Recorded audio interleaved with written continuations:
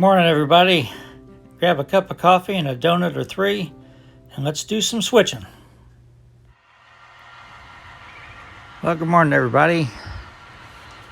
Actually recording this Friday afternoon, beautiful fall day. Got a very vocal mockingbird. I didn't think you'd mind it. So let's pick up where we left off in part one. We finished switching wherever in part one. So the first thing we're going to do is pull the train forward, and we have a car to spot at Union Spring.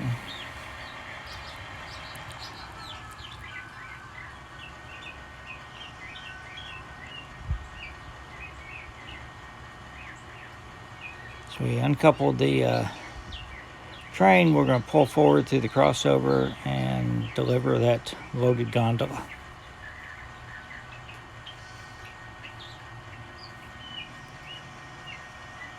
Even though it's a beautiful day, we have still not had any rain here in Georgetown for probably a month. Haven't mowed the grass. It's brown and dry, and don't know if when I'll need to mow the grass again, unless it's to chop up leaves.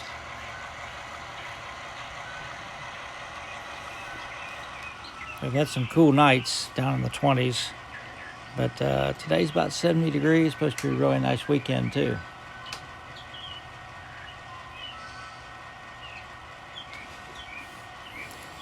Been watching some of the videos and stories about the Mississippi River, how low that is. It's amazing.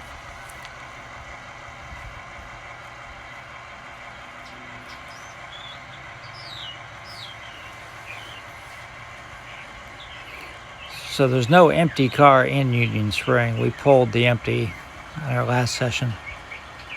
So we just have to push this one in. And because it's a really hard place for me to uncouple, I stopped the video and uncoupled it and started the video again. And of course I did it in about 1 second. If I'd have let the video run, I'd have been there forever.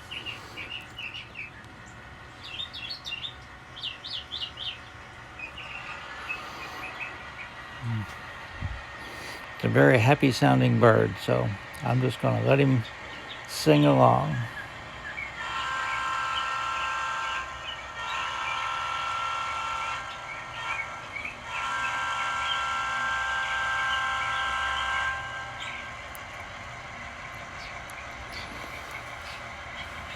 So our next move is to go back to get the rest of the train and pull it forward onto the passing siding because we have to do runaround.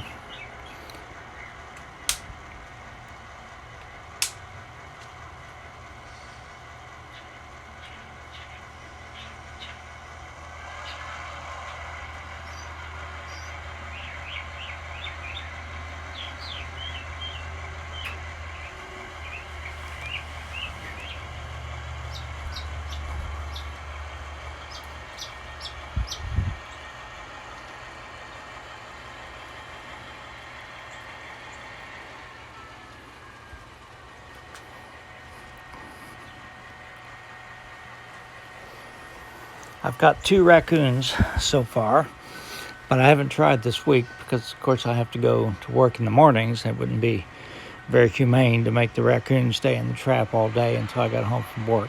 So I will try to set the trap tonight, but hoping the 2 is just what we had.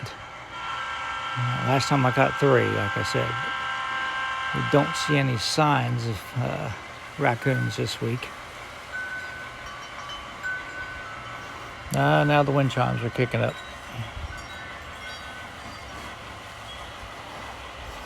Try to move away from them.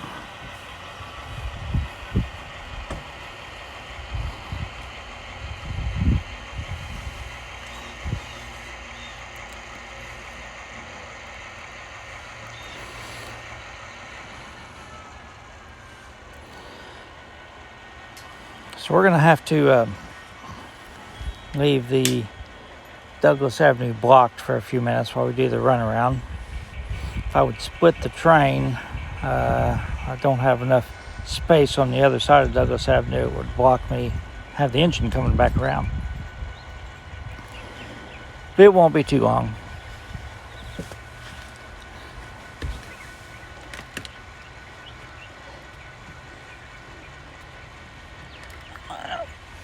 Sounds a very bad board on the deck. Luckily it's not in a spot where someone's going to step on it. It's going to be a project I have to do.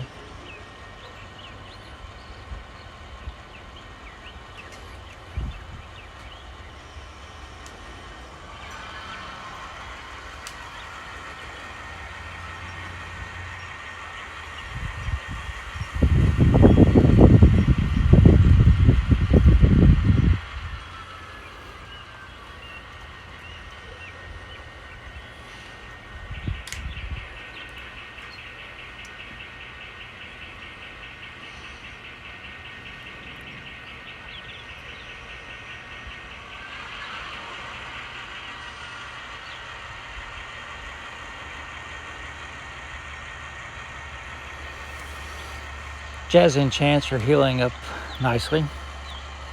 They've got one more day of antibiotics left, but they're doing well. Here comes Mouse bounding across the yard.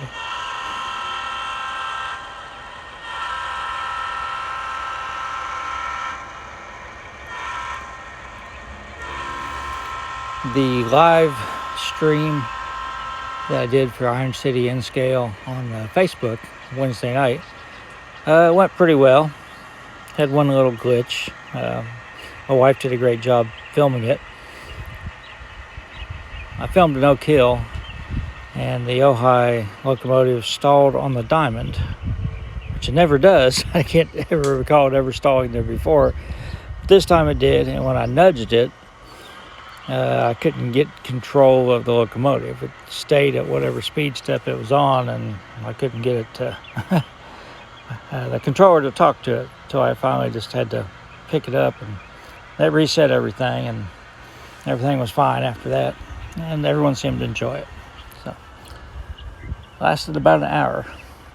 I wish there was a way I could download it and share it with everyone on the YouTube channel, but apparently there is not. I can't figure out a way to share it or to download the live stream.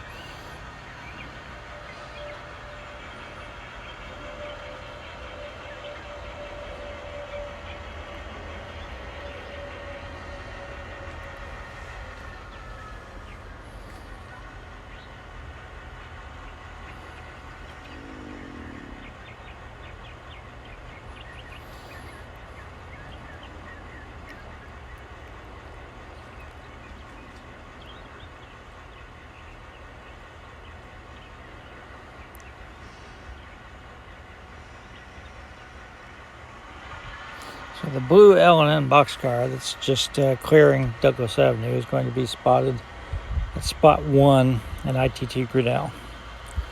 And that's what we're going to do today. We're going to pull the car from there and spot this one in there.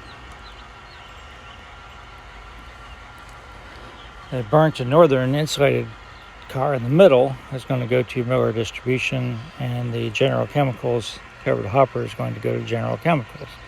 But we'll do those tomorrow, or at least one of them tomorrow. It depends how long it takes me to do them.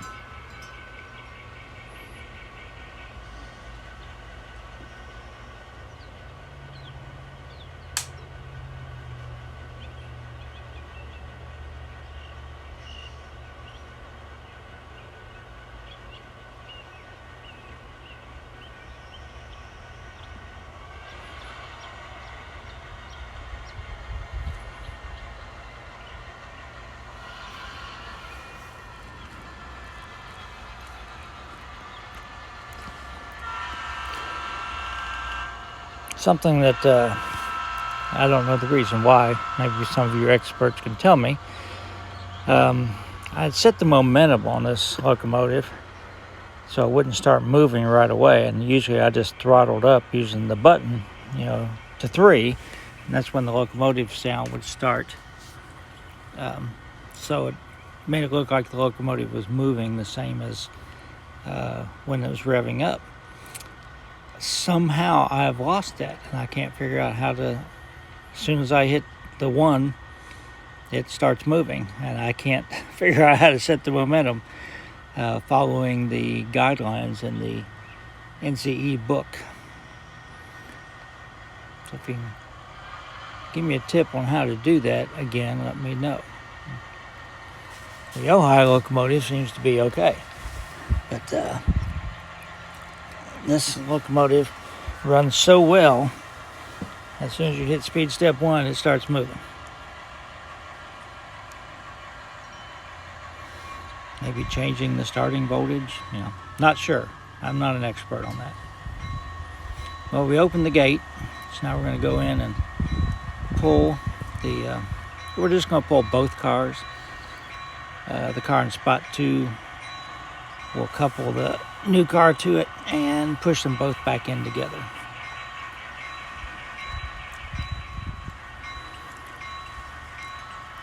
With the loading dock in there, it's kind of tough for the brakeman to get in between the cars, and it's sort of unsafe. So it's safer for them to work out here on level ground.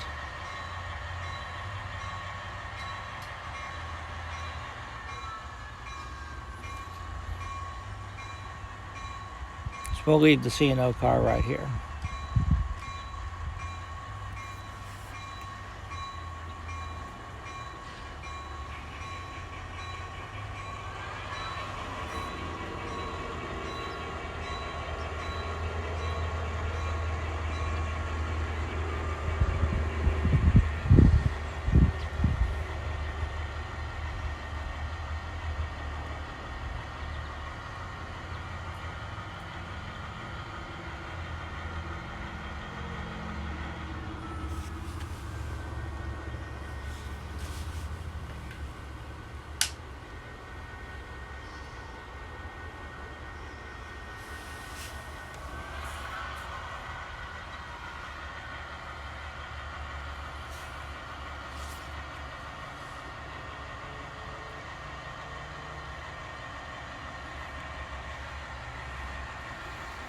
We'll just set the empty car on the main line, tie the brakes down real quick. It'll be okay there for a little while.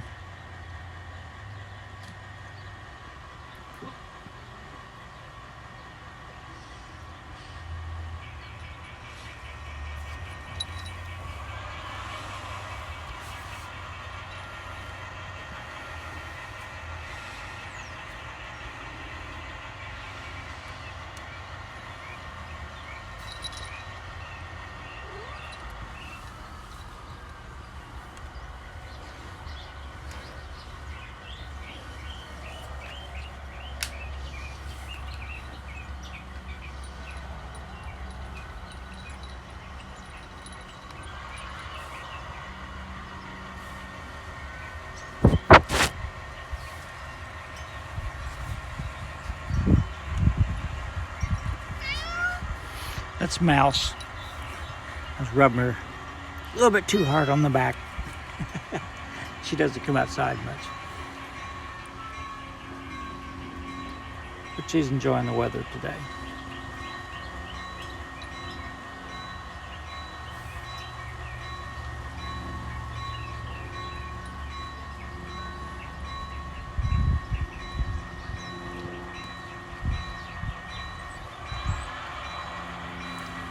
I'll just push the 2 cars in.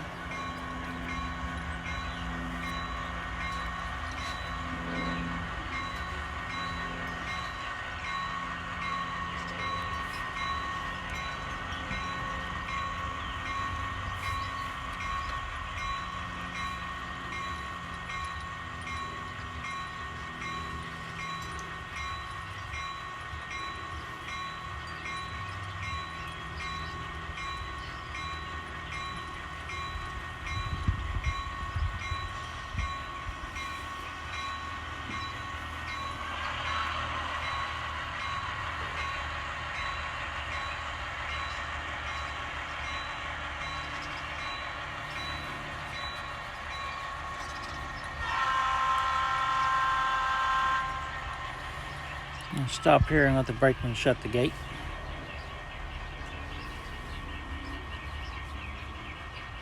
hard to see.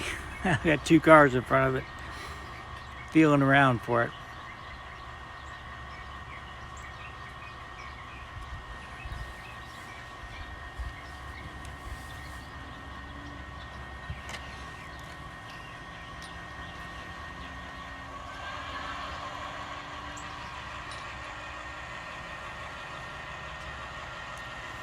So as soon as we pull up on the other side of Douglas Avenue, we'll stop the video, pick up from here tomorrow, switch Miller distribution.